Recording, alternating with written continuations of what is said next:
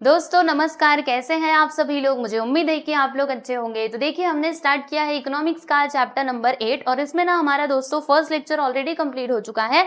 आज का ये जो लेक्चर होने वाला है ये होगा हमारा लेक्चर नंबर 2। ठीक है, तो इस लेक्चर नंबर 2 में हम लोग क्या क्या कवर करने वाले हैं। तो देखिए दोस्तों, यहाँ पर हम जानेंगे पॉवर्टी के कारण, यानी कॉजेस ऑफ पॉवर्टी। पॉवर्टी किन किन कारणों से होती है इसके बारे में हम समझेंगे और इसके साथ ही ये भी जानेंगे कि पॉवर्टी को किस प्रकार से कम किया जा सकता है। ठीक है, तो चलो भाई सब लोग तैयार हो पढ़ने के लिए। और आप लोगों को बता दो, जिन्होंने भी फर्स्ट लेक्चर को नहीं देखा है देख लीजिएगा, क्योंकि उसमें मैंने ये जो स्टार्टिंग के टॉपिक्स है ना इनको कवर करवाया था। ठीक है, types of poverty, relative poverty, absolute poverty, सारी चीजें मैंने पढ़ाई थी अच्छे से। ठीक है ना, तो आप लोग फर्स्ट लेक्चर जरूर देख लीजिएगा। तो चलो अभी हम चलते हैं आज के हमारे टॉपिक पे, जो ये रहा आप लोगों के सामने। क्या है दोस्तों? कॉजेस ऑफ पॉवर्टी, यानी पॉवर्टी के क्या क्या कारण हो सकते हैं, किन किन कारणों से जो गरीबी है ना वो हमको देखने के लिए मिलती है। तो सबसे पहला कारण आप लोगों के सामने ये रहा बच्चे, पॉपुलेशन एक्सप्लोजन। ठीक है, पॉपुलेशन एक्सप्लोजन का मतलब आप समझते ही हो, है ना। क्या होता है? पॉपुलेशन बढ़ते रहता है। आप सोचिए पॉपुलेशन इस प्रकार से बढ़ रहा है और जो हमारा इकोनॉमिक ग्रोथ है ना वो धीरे धीरे करके हो रहा है, तो क्या होगा? अनइक्वल डिस्ट्रीब्यूशन होगा रिसोर्सेज का, है ना। कुछ लोगों को रिसोर्सेज मिलेंगे और कुछ को नहीं मिलेंगे। तो ऐसे में क्या आएगी दोस्तों बताइए? कमी आ जाएगी। उनके पास तो वो रिसोर्सेज होंगे ही नहीं, यानी कि वो लोग क्या कहलाएंगे? गरीब कहलाएंगे। समझ रहे हो आप सभी लोग? तो पॉपुलेशन एक मेन समस्या है किसका, मतलब ये गरीबी का कारण हो सकता है। ठीक है, तो आइए देखते हैं इसका explanation. Unequal distribution of resources among the rapidly growing population. देख रहे हो पॉपुलेशन काफी तेजी से बढ़ रहा है, इसके कारण क्या होता है? अनइक्वल डिस्ट्रीब्यूशन हो जाता है रिसोर्सेज का, यानी सभी को जितना मतलब पर्याप्त मात्रा में रिसोर्सेज मिलने चाहिए उतना उनको नहीं मिल पाता, जिसके कारण क्या होता है, मतलब क्या होता है कि उनकी जो बेसिक नीड्स है ना दोस्तों वो भी पूरी नहीं हो पाती। ठीक है, और जब हमारी बेसिक नीड्स पूरी नहीं होती है तो इसी सिचुएशन को तो हम क्या कहते हैं? पॉवर्टी कहते हैं। ठीक है, क्लियर हुआ? तो ये आपका पहला पॉइंट था। आई होप कि आपको समझ में आ गया होगा। अब हम बात करेंगे दोस्तों हमारे पॉइंट नंबर 2 की। इसमें क्या है? स्लो इकोनॉमिक ग्रोथ, यानी कहने का मतलब क्या है, देखो जिस हिसाब से इकोनॉमिक ग्रोथ होना चाहिए उस हिसाब से नहीं हो रहा है। ठीक है, तो ऐसे में क्या होगा? आप सोचिए ना इंडस्ट्रियल ग्रोथ हो रहा है, ना एग्रीकल्चर ग्रोथ हो रहा है, तो ऐसे में क्या होगा? लोगों को गरीबी का सामना करना ही पड़ेगा। ठीक है ना, क्योंकि इंडस्ट्रीज को क्या होना चाहिए था? काफी तेजी से ग्रो होना चाहिए था, क्योंकि पॉपुलेशन तो कितनी तेजी से बढ़ रही है, लेकिन वैसा कुछ हो नहीं रहा। यानी अगेन क्या होगा कि उनकी जो बेसिक नीड्स हैं वो पूरी नहीं हो पाएंगी और फिर हमें गरीबी देखने को मिलेगा। ठीक है ना, तो due to slow agricultural and industrial growth the growth rate of national income and per capita income has been slow over the years. देखो दोस्तों, जब क्या होता है एग्रीकल्चरल ग्रोथ और इंडस्ट्रियल ग्रोथ, ये क्या होता है बच्चे? ये स्लो होता है, यानी ये धीरे धीरे करके होता है। तो फिर हम क्या देखते हैं? तो फिर हम ये देखते हैं, अगर मानिए ना, मतलब मान लीजिए इंडस्ट्रियल ग्रोथ भी ठीक प्रकार से नहीं हो रहा है, एग्रीकल्चरल ग्रोथ भी नहीं हो रहा है, तो ऐसे में क्या होगा? जो हमारा नेशनल इनकम है ना बच्चे, वो भी ज्यादा नहीं होगा, वो भी कम होगा। और नेशनल इनकम कम होने की वजह से पर कैपिटा इनकम भी कम होगा। ठीक है, पर कैपिटा इनकम क्या होता है मैंने पहले बताया है। ठीक है, तो आपको मालूम ही होगा, अगर नेशनल इनकम कम होगा तो पर कैपिटा इनकम कम होगा, और पर कैपिटा इनकम कम होगा तो लोगों के पास उतने रिसोर्सेज नहीं अवेलेबल हो पाएंगे ना। ठीक है, सो this has resulted in poverty and low standard of living among the people. ठीक है, नेक्स्ट पॉइंट है दोस्तों यहाँ पे अनएम्प्लॉयमेंट एंड अंडर एम्प्लॉयमेंट। तो अनएम्प्लॉयमेंट मतलब आप जानते ही हो, बेरोजगारी। अगर मान लीजिए लोगों के पास काम नहीं है, तो काम नहीं है तो वो पैसे नहीं कमा पाएंगे, और जब उनके पास पैसे नहीं होंगे तो अगेन उनका स्टैंडर्ड ऑफ लिविंग क्या होगा? वो नीचे ही होगा। ठीक है, हाई स्टैंडर्ड ऑफ लिविंग तो हो ही नहीं सकता, क्योंकि उतने उनके पास पैसे ही नहीं है, मतलब वो गरीब की कैटेगरी में आ जाएंगे। फिर यहाँ पे नेक्स्ट मतलब एक और पॉइंट, एक और इसमें दिया गया है अंडर एम्प्लॉयमेंट। अंडर एम्प्लॉयमेंट का मतलब आपको पता ही है, मैंने अनएम्प्लॉयमेंट वाले चैप्टर में बताया था कि जब मान लीजिए कोई एक पर्सन है, ठीक है, तो उसके पास कैपेबिलिटी तो है ज्यादा काम करने की, लेकिन उसको उतना काम मिल नहीं रहा। ठीक है, थोड़ा सा ही काम मिल रहा है, तो ऐसे सिचुएशन को क्या कहा जाता है दोस्तों? Under employment. ठीक है, तो poverty in the rural and urban areas has also increase due to unemployment and under employment. ठीक है, चलो नेक्स्ट वन की हम बात करेंगे पॉइंट नंबर 4 की, which is income in equalities. ठीक है, इकोनॉमिक इन इक्वलिटीज, इनकम नहीं है, इकोनॉमिक इन इक्वलिटीज। ठीक है, इसका मतलब क्या हुआ? इसका मतलब ये हुआ, देखो दोस्तों सब लोग बराबर नहीं है ना, किसी के पास ज्यादा पैसा है, किसी के पास कम पैसा है, किसी का स्टैंडर्ड ऑफ लिविंग हाई है, किसी का लो है। ठीक है, किसी के मतलब किसी की लाइबिलिटी ज्यादा है तो किसी की लाइबिलिटी कम है। ओके, तो ये जो इकोनॉमिक आप इनइक्वलिटीज देख रहे हो ना दोस्तों, इसके कारण भी क्या होता है? पॉवर्टी हम देख सकते हैं। ठीक है, so wide inequalities have been observe in the distribution of income assets, consumption expenditure, credit facilities, agricultural land holdings, है ना। देखो अब इससे भी आप समझिएगा, किसी के पास ज्यादा जमीन है, किसी के पास कम जमीन है ना। मतलब कोई तो एकदम जमींदार बना बैठा है, उसके पास जमीन ही जमीन है, और एक बेचारा मतलब कोई एक थोड़ा सा लो इनकम ग्रुप वाला लोग है, मतलब कोई पर्सन है, ठीक है, जिसके पास जमीन ही नहीं है कि वो अपने घर का मतलब अपने परिवार को भी खाना खिला सके उस जमीन में उगा करके, उतना भी उसके पास नहीं है, ठीक है।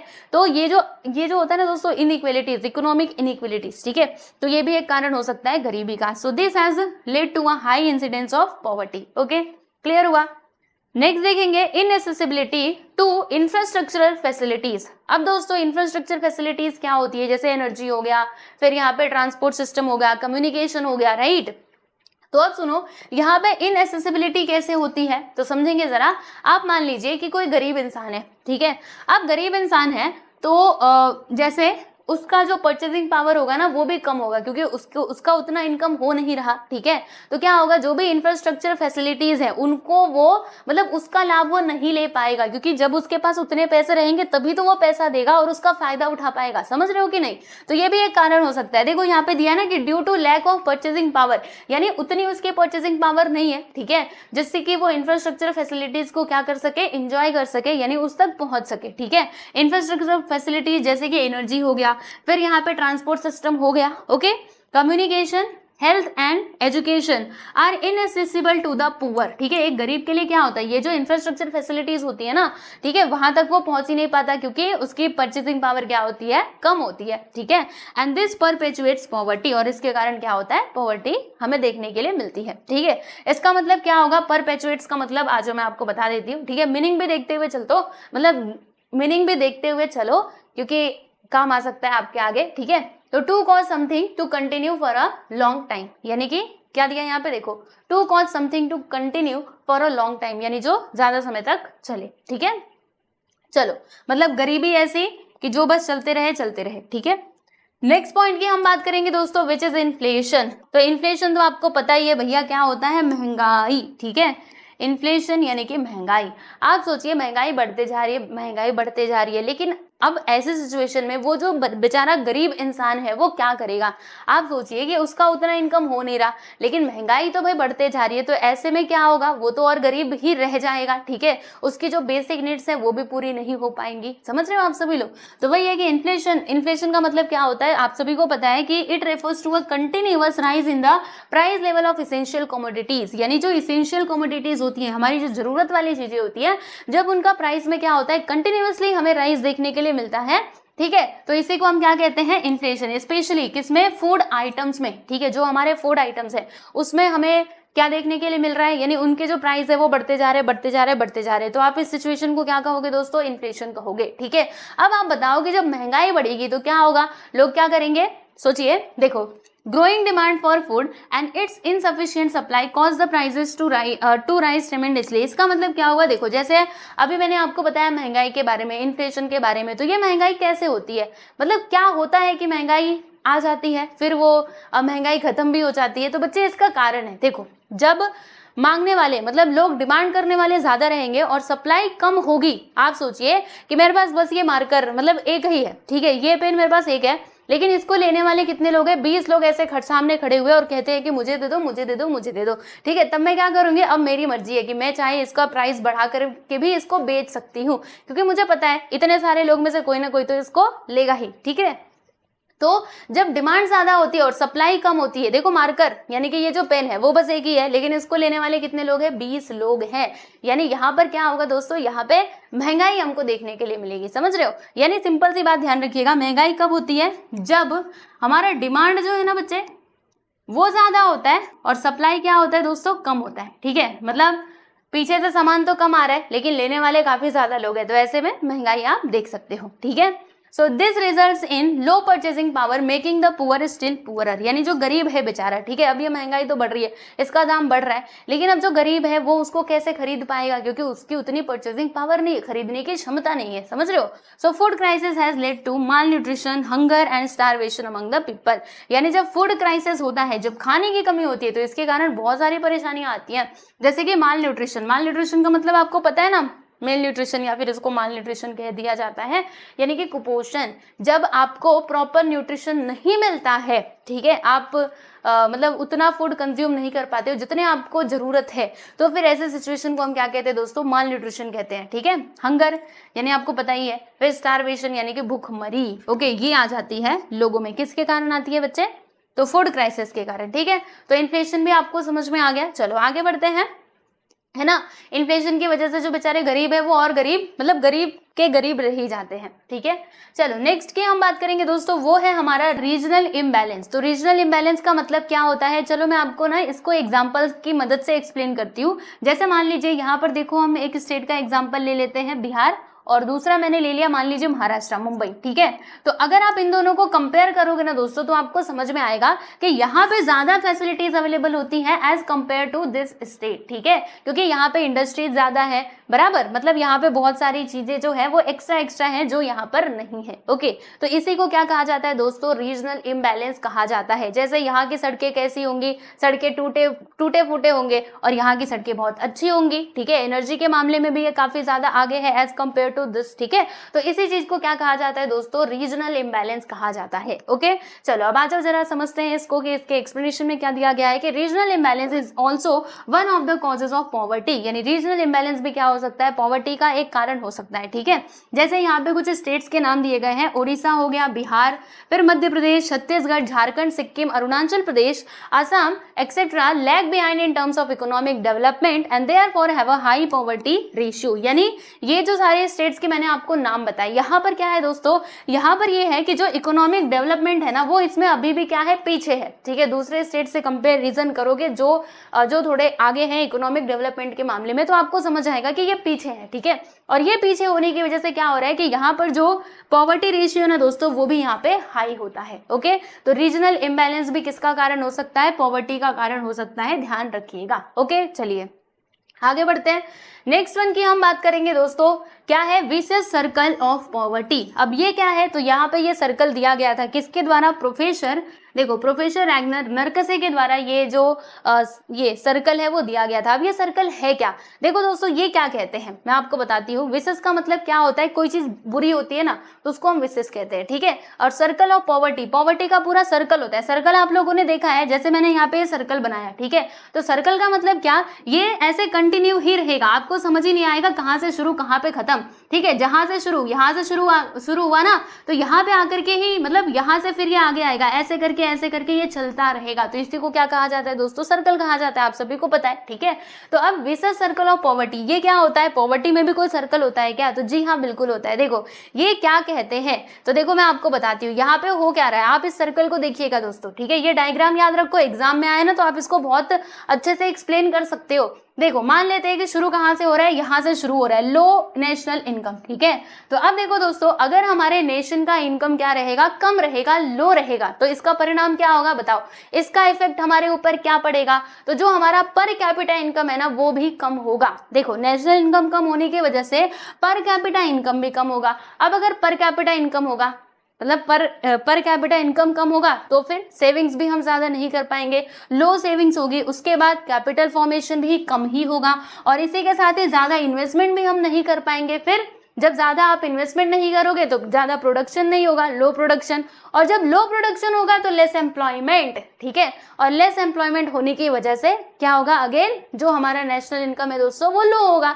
क्योंकि लोगों के पास मतलब काम नहीं है, तो काम नहीं हो तो पैसे नहीं कमा पा रहे, अच्छे से प्रोडक्शन नहीं हो पा रहा, जिसके कारण हमारी नेशनल इनकम क्या है, कम है। अगेन वही सर्कल चलेगा, नेशनल इनकम कम है तो पर कैपिटा इनकम कम होगा, फिर सेविंग्स कम होगी, कैपिटल फॉर्मेशन कम होगा, और क्या होगा बताइए, लो इन्वेस्टमेंट, लो प्रोडक्शन, लेस एम्प्लॉयमेंट। तो इस प्रकार से ये चलता रहेगा। तो ऐसे सिचुएशन में क्या होगा कि जो बेचारा गरीब इंसान है वो तो गरीब ही रह जाएगा, क्योंकि ये जो सर्कल है वो बस ऐसे ऐसे चल रहा है, इसमें आगे पीछे तो कहीं बढ़ने का नाम ही नहीं ले रहा, ठीक है। तो इसी सर्कल को क्या कहते हैं दोस्तों, विशियस सर्कल ऑफ पॉवर्टी, ठीक है। तो इसको आप ध्यान रखिएगा, ओके। बात समझ में आई, तो देखो यहाँ पे लिखा भी है, वही चीजें लिखी हुई है जो इस पूरे सर्कल में लिखी हुई है, तो आप इसको पढ़ लेना, ठीक है। चलो तो यहाँ तक हमने देख लिया। अब उसके बाद हम देखेंगे कुछ अदर फैक्टर्स जो कि रिस्पॉन्सिबल है दोस्तों पॉवर्टी के लिए। कौन कौन से फैक्टर्स हैं? तो देखो, नेचुरल डिजास्टर का बार बार आते रहना, ठीक है। नेचुरल डिजास्टर मतलब मान लीजिए अर्थक्वेक आ गया, बाढ़ आ गया, तूफान आ गया, ठीक है, आंधी तूफान, ये सब क्या होता है? ये सब नेचुरल डिजास्टर्स के अंदर आते हैं। तो अगर कंटिन्यूअसली क्या होगा दोस्तों, मतलब बार बार करके कहीं पे बाढ़ आ गई, मान लीजिए बारिश का मौसम आया, मतलब बारिश का मौसम आ गया, कहीं पे बाढ़ आ गई, कहीं पे तूफान आ गया, तो आपको पता है ना, जब नेचुरल डिजास्टर्स आते हैं तो उसमें भी सरकार का पैसा लगता है, क्योंकि गवर्नमेंट क्या करती है, लोगों को राहत देती है। अब राहत तो फ्री में देंगे नहीं, है ना, उनको खाना दे रहे हैं, उनकी दवाइयां कर रहे हैं, तो उसके लिए तो पैसे लगेंगे, तो हमारी सरकार के पास से ही तो वो पैसा जा रहा है ना, तो इसके कारण भी तो हमारे देश में गरीबी आएगी, समझ रहे हो।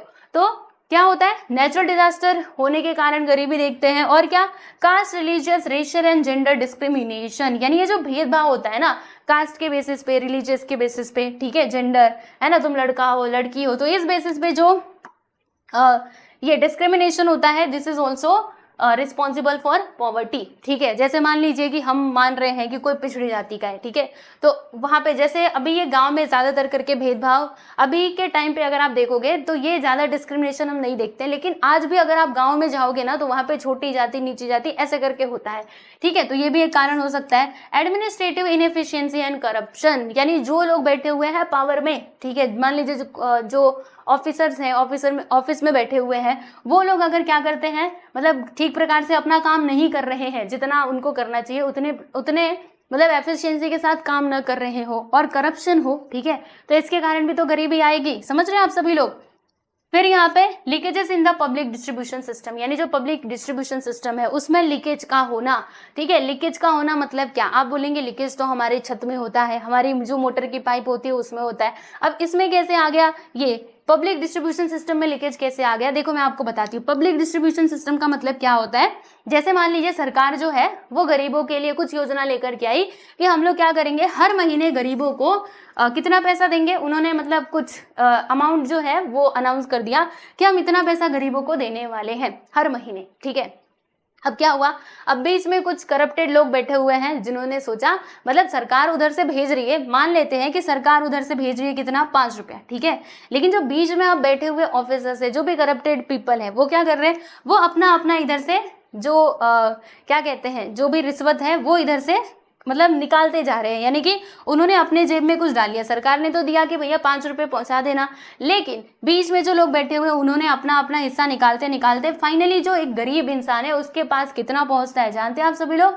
तो मान लेते हैं कि आधा पहुंच रहा है, 2.5 रुपीज ही पहुंच रहा है। तो सरकार ने कितना भेजा था, 5 रुपए, लेकिन इनको मिला कितना, ओनली 2.5 रुपीज। तो ये जो 2.5 है वो गया कहाँ, तो वो उनकी जेब में गया, जो करप्टेड लोग बैठे हुए हैं वो, यानी उन्होंने क्या कर लिया, सरकार ने तो इतना पैसा भेजा था लेकिन उन्होंने यहाँ पे लीकेज का काम करा। लीकेज मतलब वही होता है ना कि कोई पाइप यहाँ से आ रही है, ठीक है, अब इसमें कहीं पे छेद है, तो पानी को तो इधर आना था, लेकिन वो छेद ने क्या कर दिया, पानी को इधर भी फैला दिया। तो वही यहाँ पे सेम चीज है कि डायरेक्टली जाना था गरीबों के पास ये पैसा, लेकिन बीच में कुछ लोग ऐसे बैठे हुए जिन्होंने, मतलब ऐसे लोग हैं जिन्होंने अपना जो मतलब अपने जेब में पैसे डाल लिए, ठीक है। तो ये होता है leakages in the public distribution system, ठीक है, क्लियर हुआ। चलो अब हम चलते हैं आगे, और आगे क्या बताया जा रहा है, you should know effects of poverty. जी हाँ, पॉवर्टी के क्या क्या परिणाम हो सकते हैं दोस्तों, आप सभी को पता है।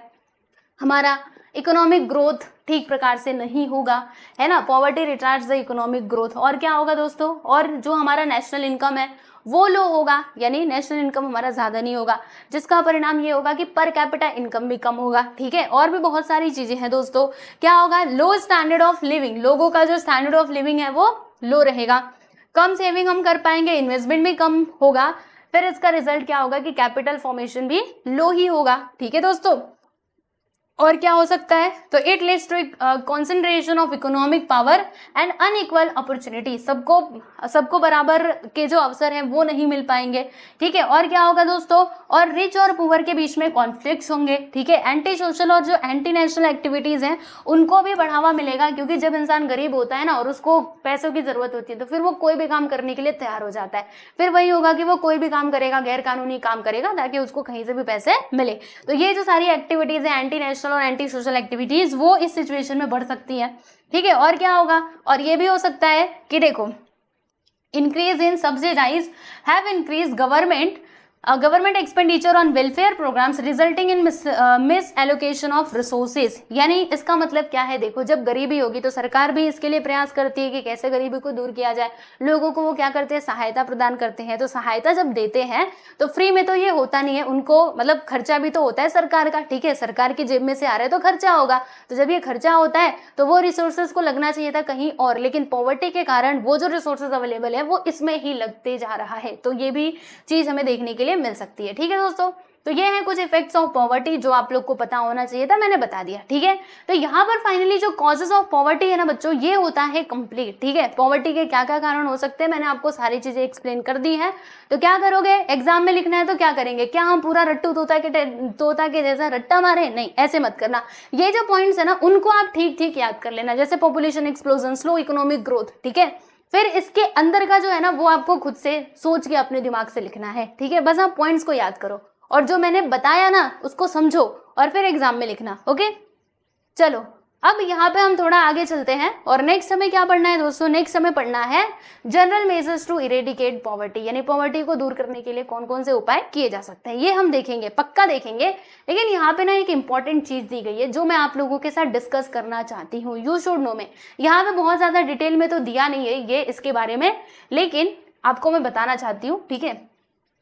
चलो ये समझ लें। आप सोच रहे होंगे ये क्या रंग बिरंगा सतरंगी जैसा इंद्रधनुष बना के दिया है, क्या है इसमें, कुछ समझ नहीं आ रहा। आओ ना मैं बताती हूँ, देखो। तो ये है दोस्तों आपका सस्टेनेबल डेवलपमेंट गोल्स, यानी कि इसको हम क्या कहेंगे, SDG, ठीक है। तो ये जो सस्टेनेबल डेवलपमेंट गोल है ना दोस्तों, इसको कब एडॉप्ट किया गया था ये बात आपको पता होनी चाहिए। तो इसको एडॉप्ट किया गया था 2015 में, सितंबर 2015 में। और किसके द्वारा किया गया था, तो इंटरनेशनल कम्युनिटी के द्वारा, जहां पर मतलब जो अलग अलग देश है ना उनके मेंबर शामिल हुए थे, ठीक है। और उन लोगों ने ये इसकी बात की थी, किसकी बात की थी, सस्टेनेबल डेवलपमेंट गोल्स की बात की थी। इसके अंतर्गत क्या था कि अगर हम अपना क्या करना चाहते हैं, विकास करना चाहते हैं, तो हमें हर पहलू को ध्यान में रख करके चलना पड़ेगा। जैसे हमें क्या करना है, पॉवर्टी के ऊपर भी ध्यान देना चाहिए, जेंडर इक्वलिटी, ठीक है। जैसे अभी भेदभाव हमें देखने के लिए मिलता है, लड़का है तो ये, लड़की है तो ये, ठीक है, तो ये खत्म होना चाहिए। इसके अलावा लोगों को जो भी मतलब चीजें हैं वो सारी फैसिलिटीज मिलनी चाहिए, तो इसकी तरफ इन लोगों ने क्या करा, ध्यान दिया, ठीक है।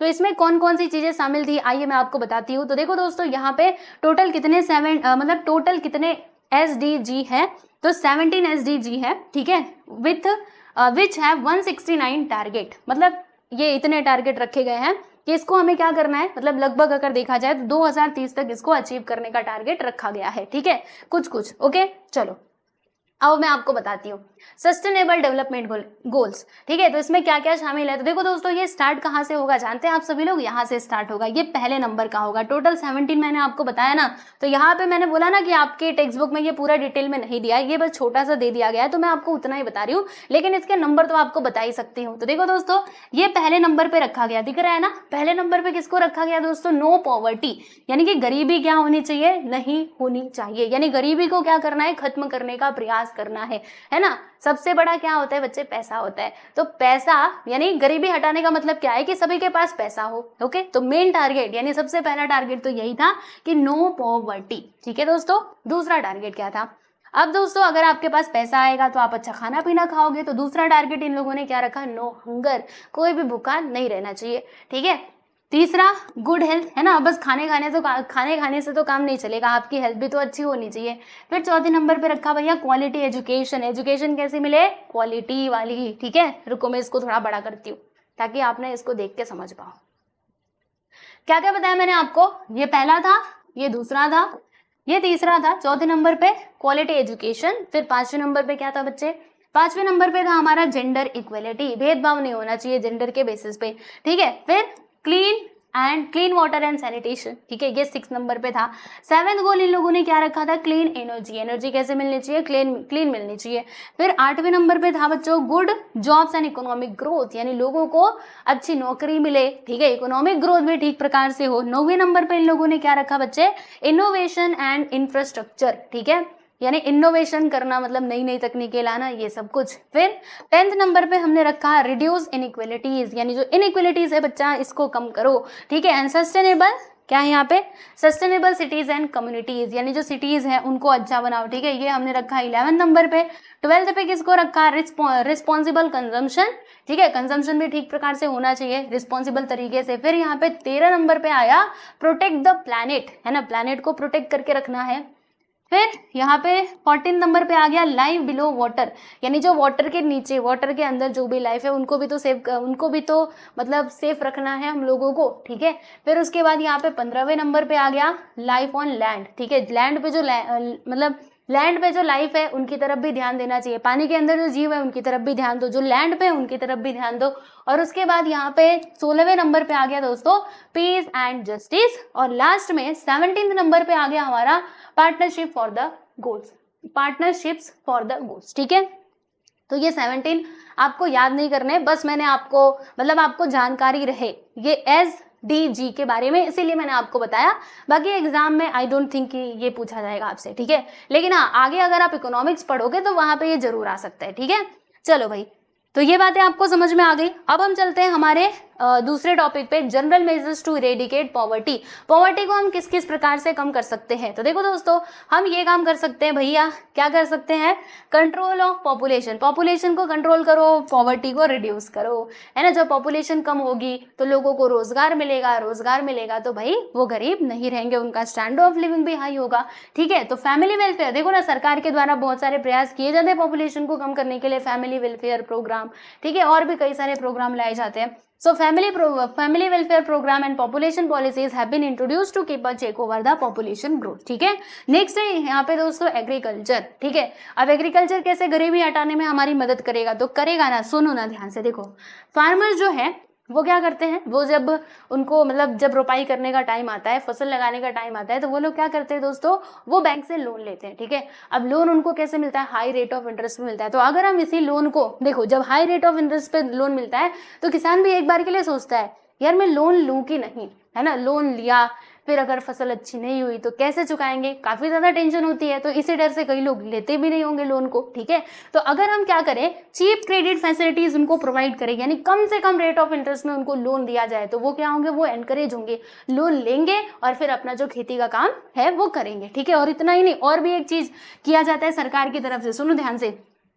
जैसे सरकार जो है ना वो उनको मिनिमम सपोर्ट प्राइस भी देती है, यानी उन्होंने बोल रखा है भाई, देखो जैसे किसान है वो सोचेगा ना कि अगर मैंने मेरी फसल, मान लो फसल उगा दी, ठीक है, फिर अगर वो मार्केट में नहीं बिका, तो अगर किसी ने नहीं खरीदा तो, ठीक है, तो क्या होगा, ऐसे में क्या होगा, फिर तो मेरी पूरी फसल बर्बाद चली जाएगी, मेरी मेहनत भी बेकार चली जाएगी, ठीक है।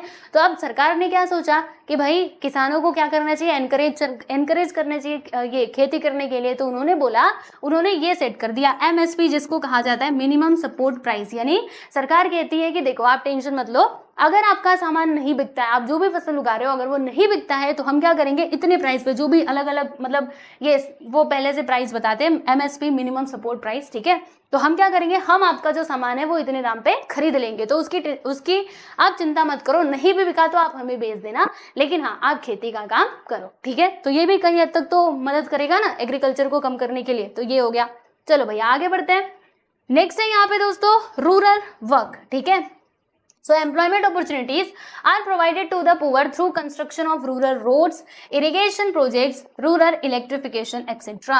यानी अगर हम ये सारी चीजें कर रहे हैं तो क्या होगा, लोगों को काम मिलेगा, जो भी विलेज एरिया में रहने वाले लोग हैं उनको काम मिलेगा, है ना। कैसे मिलेगा, जैसे कंस्ट्रक्शन का काम करवा रहे हैं रोड्स का, ठीक है, तो वहां पे काम करने के लिए लोग भी तो चाहिए। फिर इरिगेशन प्रोजेक्ट्स, रूरल इलेक्ट्रिफिकेशन, ठीक है। नेक्स्ट है यहाँ पे दोस्तों रूरल इंडस्ट्रियलाइजेशन। ये तो आप समझ गए होंगे, अगर हम रूरल एरियाज में लगाएंगे इंडस्ट्रीज वगैरह तो क्या होगा, लोगों को काम मिलेगा, और काम मिलेगा तो उनकी गरीबी दूर होगी। Very simple.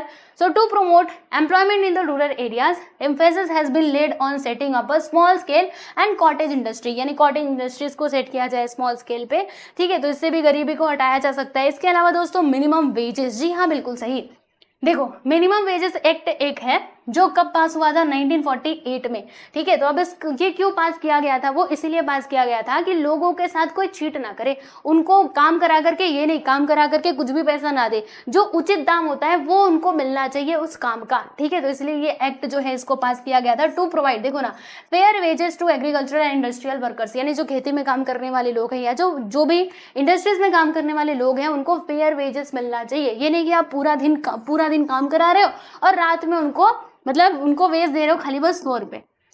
अब बताओ आज के ज़माने में 100 रुपये में क्या होता है, आप दिन भर उससे काम करा रहे हो और खाली बस 100 रुपये दे रहे हो, क्या ये उचित है, क्या ये फेयर है, बताओ। So this is not fair. हम कहते हैं ना अगर कोई बात हमें अच्छी नहीं लगती तो हम क्या कहते हैं, दिस इज नॉट फेयर, ये सही बात नहीं है। तो ये सही बात नहीं है कि आप पूरे दिन काम करा रहे हो सुबह से लेकर शाम तक और उसको खाली बस 100 रुपये पकड़ा रहे हो, तो ऐसा नहीं होना चाहिए, ठीक है। Next, public distribution system. जी हाँ बिल्कुल सही। देखो भैया पब्लिक डिस्ट्रीब्यूशन सिस्टम का एग्जाम्पल मैं आपको बताऊं, देखो जैसे सरकार क्या करती है, सरकार जो बिलो द पॉवर्टी लाइन होते हैं आपको पता ही है, उनको राशन वगैरह दिया जाता है। तो सरकार ऐसा क्यों करती है कि उनको कम प्राइस में यानी बहुत कम रेट में उनको जो भी अनाज है वो दिया जाता है। वो इसीलिए दिया जाता है कि ताकि गरीबी को कम किया जा सके। तो वही किस में आ जाएगा दोस्तों, पब्लिक डिस्ट्रीब्यूशन सिस्टम में आ जाएगा। अलग अलग जो सरकार है वो प्रोग्राम लाते रहती है, अलग अलग स्कीम्स लॉन्च करती रहती है, क्यों, पॉवर्टी को कम करने के लिए, ठीक है। तो to ensure food security, food grains are made available to the poor people at highly subsidized rates through ration shops under the public distribution system, ठीक है। नेक्स्ट है यहाँ पे दोस्तों हमारा अगला point, nationalisation of banks. Banks का nationalisation, nationalisation का मतलब क्या होता है, बैंक को नेशनलाइज करना मतलब क्या, देखो नेशनलाइजेशन ऑफ बैंक का मतलब ये होता है कि हम क्या कर रहे हैं, जो ये ओनरशिप जो है ना, मतलब जो बैंक की ओनरशिप है वो हम ट्रांसफर करते हैं। कहाँ से कहाँ पे ट्रांसफर करते हैं, तो प्राइवेट से पब्लिक में वो ट्रांसफर होता है, यानी कि गवर्नमेंट के हाथों में जाता है। यानी इसका ज्यादा शेयर जो है वो किसके पास होता है, गवर्नमेंट के पास होता है। अब अगर ज्यादा शेयर गवर्नमेंट के पास होगा तो बताइए क्या होगा, वो अपने हिसाब से डिसीजन ले पाएंगे और जो रेट ऑफ इंटरेस्ट है ना दोस्तों उसको भी वो कम कर पाएंगे, ठीक है। तो नेशनलाइजेशन ऑफ बैंक के थ्रू क्या किया जाता है, यही मतलब ये प्रयास किया जाता है कि जब भी मतलब अगर हम लोन दे रहे हैं पुअर पीपल को तो क्या किया जाए, लो रेट ऑफ इंटरेस्ट पे दिया जाए, यानी ज्यादा इंटरेस्ट चार्ज न किया जाए, ठीक है। तो वही है कि to ensure financial inclusion credit facilities are made available to the poor people at low rates of interest, ठीक है। इसके लिए क्या करना होता है, मतलब क्या करती है सरकार, नेशनलाइजेशन ऑफ बैंक का नेशनलाइजेशन कर देते हैं, यानी कि राष्ट्रीयकरण हो जाता है, ठीक है। देखो 1969 में भी हुआ था, 1980 में भी हुआ था, ठीक है। नेक्स्ट है यहाँ पे दोस्तों अगला पॉइंट आप देखिएगा, प्रोग्रेसिव टैक्स मेजर्स। पता है ना आप सभी लोगों को, प्रोग्रेसिव जैसे एक रिग्रेसिव टैक्स होता है, अलग अलग प्रकार के टैक्स, आई थिंक आप लोगों में ही था, है ना, या फिर क्लास 12th में, मुझे याद नहीं आ रहा, ठीक है। तो वैसे तो टैक्स के बारे में आप पढ़ोगे ही, चिंता मत करना, ठीक है। देखो ये यहाँ पे प्रोग्रेसिव टैक्स भी एक तरीके का मतलब एक टाइप का टैक्स होता है। इसमें क्या होता है, जैसे मैं आपको बताती हूँ, जैसे मान लीजिए कि एक व्यक्ति है जिसकी इनकम कितनी है भैया, 1 लाख है, और एक व्यक्ति कितना है जिसकी इनकम कितनी है, 10,000 रुपये है, ठीक है। तो अगर हमने सेम टैक्स रखा, यानी तुमको भी 5,000 रुपये देने हैं और भैया तुमको भी 5,000 रुपये देने हैं, तो आप बताओ, देखो यहाँ से इनइक्वलिटी आएगी। अगर हमने ऐसा रखा कि आपको भी 5,000 टैक्स भरना है, आपको भी भरना है, तो जो 1 लाख वाला है वो तो हंसते खेलते भर देगा, है ना, 1 लाख इसकी सैलरी है वो तो भर देगा, फिर भी इसके पास 95,000 रुपीज बच जाएंगे, ठीक है। तो इसको कोई टेंशन नहीं है, ये तो भर देगा। लेकिन ये बेचारा जो बस 10,000 कमा रहा है, इसने 5,000 तो टैक्स के रूप में ही दे दिया, बच कितना रहा है इसके पास, ओनली 5,000। तो बताओ क्या होगा, यहाँ पे इनइक्वलिटी आएगी कि नहीं। तो इसीलिए इसी को हटाने के लिए क्या किया जाता है दोस्तों, ये जो प्रोग्रेसिव टैक्स है ना, ये सिस्टम लाया जाता है। इस प्रोग्रेसिव टैक्स का मतलब क्या होता है कि तुम्हारी इनकम जिस हिसाब से है उतना टैक्स तुम्हारे ऊपर चार्ज किया जाएगा, ठीक है। अगर तुम्हारी 1 लाख सैलरी है तो उस हिसाब से तुमको टैक्स भरना पड़ेगा, अगर तुम्हारा 10,000 है तो उस हिसाब से भरना पड़ेगा, ठीक है। यानी ज्यादा कमाओगे तो ज्यादा टैक्स देना पड़ेगा, कम कमाओगे तो कम टैक्स देना पड़ेगा, ठीक है। चलो नेक्स्ट है यहाँ पे दोस्तों एजुकेशन। जी हाँ, एजुकेशन, जैसे आपको पता ही है कि अभी हमारे इंडिया में मतलब क्या है कि ये 6 से लेकर के 14 साल के बच्चे जो हैं उनको फ्री ऑफ कॉस्ट एजुकेशन दिया जाता है, फ्री है और कंपलसरी एजुकेशन है, आप सभी को पता ही है ना। अगर आप ये 14 साल के छोटे बच्चों से काम करा रहे हो और उनको स्कूल नहीं भेज रहे हो तो फिर आपके ऊपर मतलब एक्शन लिया जा सकता है, ठीक है ना। तो ऐसा क्यों करते हैं सरकार, क्यों उन्होंने ये जो मतलब फ्री में पढ़ाने के लिए बोला कि 6 से 14 वर्ष के बच्चों को फ्री में पढ़ाया जाए, क्यों, ताकि लोग क्या हो सके, मतलब पढ़ाई की तरफ ध्यान दे, यानी पढ़ने के लिए क्या हो, खुद से अंदर से मतलब उनके अंदर आए कि हमें क्या करना चाहिए, हमें अपने बच्चों को पढ़ाना चाहिए, ठीक है।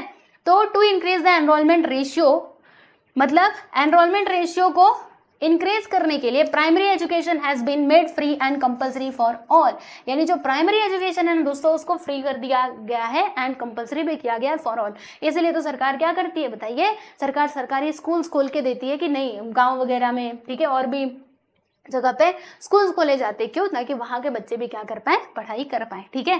Free education for girls, girls के लिए फ्री एजुकेशन प्रोवाइड किया जाता है ना।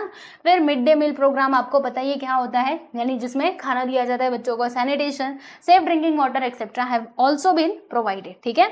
चलो भैया आगे बढ़ते हैं। नेक्स्ट है यहाँ पे अफोर्डेबल हाउसिंग। अफोर्डेबल हाउसिंग का मतलब क्या हुआ कि घर देंगे और अफोर्डेबल प्राइस पे, यानी ज्यादा महंगा भी नहीं और मतलब ठीक ठाक, ठीक है।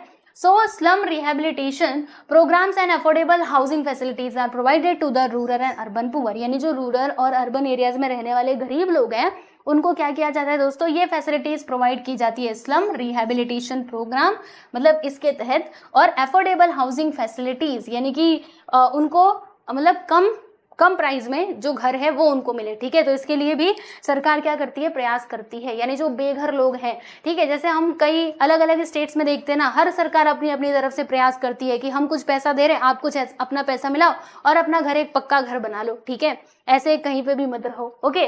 तो घर बनाने के लिए भी सरकार सपोर्ट करती है, क्यों, इसीलिए ताकि लोग जो है वो एक अच्छी लाइफ जी पाए, ठीक है। चलो भैया आगे बढ़ते हैं। नेक्स्ट है यहाँ पे, हाँ बस इसमें यही लास्ट पॉइंट है आई थिंक। नेक्स्ट है बच्चे हेल्थ फैसिलिटीज। अब देखो सरकारी अस्पताल भी तो खुले होते हैं भाई, गांव में भी होते हैं, शहरों में भी होते हैं, डिस्ट्रिक्ट लेवल पे आपको पता ही होगा, ठीक है। अब ऐसा क्यों किया जाता है, ताकि गरीब लोग जो हैं वो बीमारी की वजह से मतलब उनको परेशानियों का सामना न करना पड़े, ठीक है। जो गरीब इंसान है वो क्या कर सकता है, वो सरकारी अस्पताल में जाके अपना इलाज आसानी से करा सकता है, ठीक है, समझ रहे हो। तो इसीलिए सरकार क्या करती है, सरकारी जो हॉस्पिटल्स है वो भी सब खोल के देती है, यानी हेल्थ फैसिलिटीज भी प्रोवाइड करती है। तो primary health centres, government hospitals have been established to provide medical treatment at subsidized rates to the poor people, ठीक है। नेक्स्ट है यहाँ पे दोस्तों स्किल डेवलपमेंट। अब skill development and self employment क्या है, यानी क्या करेंगे, उनको ट्रेनिंग प्रोवाइड करेंगे बच्चों को, ताकि कुछ ना कुछ वो स्किल सीख पाए, ठीक है, और फिर आगे जा करके कुछ काम कर पाए। So skill development is considered one of the important aspects for job creation in India. अगर आपके अंदर स्किल है ना दोस्तों, सोचने समझने की क्षमता है, आपके मतलब आपके दिमाग में कुछ ना कुछ तो चल रहा है कि हमें ये करना चाहिए, अच्छा ये बिजनेस करना चाहिए, ठीक है। तो अब उसको क्या है, खाली बस सोचने से नहीं होता, उसके लिए मतलब उसके लिए आपको सपोर्ट भी चाहिए होता है, ठीक है। तो for this purpose opportunities need to be provided for skill based training, यानी स्किल बेस्ड ट्रेनिंग प्रोवाइड की जाती है, ठीक है। तो वो तो हमने देखा भी था ना हमारे पिछले चैप्टर में, अनएम्प्लॉयमेंट वाले चैप्टर में कैसे देखा था हम लोगों ने, अलग अलग जो स्कीम्स वगैरह हैं वो सरकार के द्वारा लाई जाती है for self employment and skill training के लिए, ठीक है, ताकि बच्चे कुछ सीखे और आगे चल करके फिर वो काम कर पाए, ठीक है। फिर नेक्स्ट क्या है यहाँ पे, वही है कि जो लोग होंगे सेल्फ एम्प्लॉयमेंट और एंटरप्रेन्योरशिप के लिए, अगर उनके अंदर स्किल रहेगी तो वो इसके लिए क्या होंगे दोस्तों, एनकरेज होंगे ना, कि इंस्पायर होंगे कि हाँ हमें भी बिजनेस करना चाहिए, हम भी बिजनेस कर सकते हैं, ठीक है, वरना बस जॉब के पीछे ही भागते रहेंगे, ओके। चलो भाई, तो फाइनली यहाँ पे ये कंप्लीट हुआ। टोटल कितने पॉइंट्स थे, आई थिंक टोटल ना 12 पॉइंट्स थे जो हमने देखे। तो अगेन मैं यही बात बोलूंगी कि बच्चे आप क्या करोगे, पॉइंट्स को याद कर लेना, एक्सप्लेनेशन खुद से लिखना, ठीक है। चलो तो सारी चीजें हमने लगभग तो कवर कर ली हैं, बाकी ये, हाँ आप सोच रहे होंगे ये क्या है, ये भी जरा बता दो। चलो भैया देखते हैं। देखो दोस्तों यहाँ पे ये जो आपको दिख रहा है क्या है ये, जी हाँ बिल्कुल सही, ये है बच्चे हमारा राशन कार्ड, ठीक है, राशन कार्ड है। तो एक तो व्हाइट कलर का है, ये सैफ्रॉन है, और ये येलो है। अब ऐसा क्यों है, इसका कलर अलग अलग क्यों है, तो ये अलग अलग इसीलिए होता है क्योंकि देखो सबका जो इनकम है ना दोस्तों वो डिफरेंट होता है, तो इसके कारण इसका कलर भी डिफरेंट है, ओके। ये व्हाइट किसको दिया जाता है जानते हैं आप सभी लोग, जिनकी इनकम कितनी है, लगभग 1 लाख रुपीज है, तो उनको ये वाला राशन कार्ड है ना बच्चे वो दिया जाता है। और जिनकी इनकम है लगभग 15,000 टू 1 लाख के बीच में, उनको ये सैफ्रॉन वाला दिया जाता है। येलो किसको दिया जाता है, समझ लो एकदम पॉवर्टी लाइन के नीचे, यानी कि 15 अप टू 15,000 जिनकी भी इनकम है उनको ये वाला जो राशन कार्ड है वो दिया जाता है, ठीक है। बात समझ में आ रही है आप सभी लोगों को। तो ये हो गया, और क्या है, और इसमें ज़्यादा कुछ है नहीं। तो पॉवर्टी की वजह से क्या होता है, पॉवर्टी की वजह से जो हमारा इकोनॉमिक ग्रोथ है, इकोनॉमिक प्रोग्रेस है बच्चे, वो हमारे देश का नहीं हो पाता।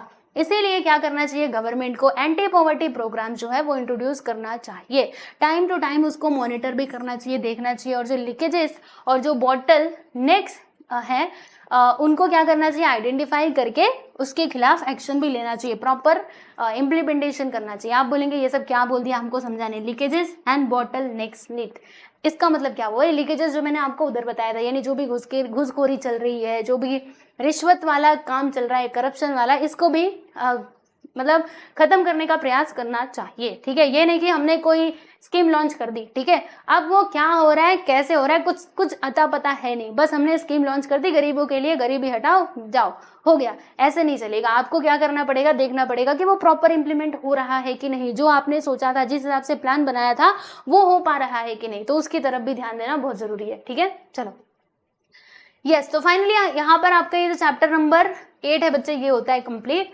तो आप लोगों को बताना चाहूंगी, देखो इकोनॉमिक्स के हमारे टोटल 8 चैप्टर्स कंप्लीट हो चुके हैं, अब आगे 2 और चैप्टर्स बचे हुए वो भी कंप्लीट हो जाएंगे। ठीक है, तो मतलब आपका इकोनॉमिक्स समझो पूरा कंप्लीट है ही, मेरी तरफ से तो कंप्लीट है। अब बस आपको क्या करना है, पढ़ना है, थोड़ा सा आपको अपनी तरफ से भी एफर्ट लगा करके पढ़ना है। ठीक है, देखो आप सोचो कि मैंने एक बार पढ़ा और मेरे को सारी चीजें याद हो जाए, मैं एग्जाम में एकदम अच्छा लिख के आ जाऊँ, तो ऐसे नहीं होता है। आपको क्या करना होता है, 1-2 बार तो उसको रिवाइज, मतलब एक बार नहीं 2 से 3 बार आपको क्या करना चाहिए, रिवाइज करना चाहिए। ठीक है, तो बस मैं एक ही बात कहती हूँ कि आप जो एक्सप्लेनेशन है ना दोस्तों, उसको अच्छे से सुनो, अपने दिमाग में बिठाओ और पॉइंट्स को बस लर्न करो। ठीक है, क्या करना है, पॉइंट्स को लर्न करना है, फिर जब एग्जाम में क्वेश्चन आता है तो पॉइंट्स लिख करके और उसके अंदर का जो एक्सप्लेनेशन है वो आप खुद से लिखो, अपने ओन वर्ड्स में लिखो। ठीक है, अभी से अगर आपकी लिखने की प्रैक्टिस होगी ना तो क्लास 12th में भी आप काफी अच्छा लिख पाओगे, अभी से आपको प्रैक्टिस करनी चाहिए। ठीक है, तो चलिए बच्चे आज के लिए बस इतना ही, मिलते हैं नेक्स्ट वीडियो में, चलो बाय एवरीवन।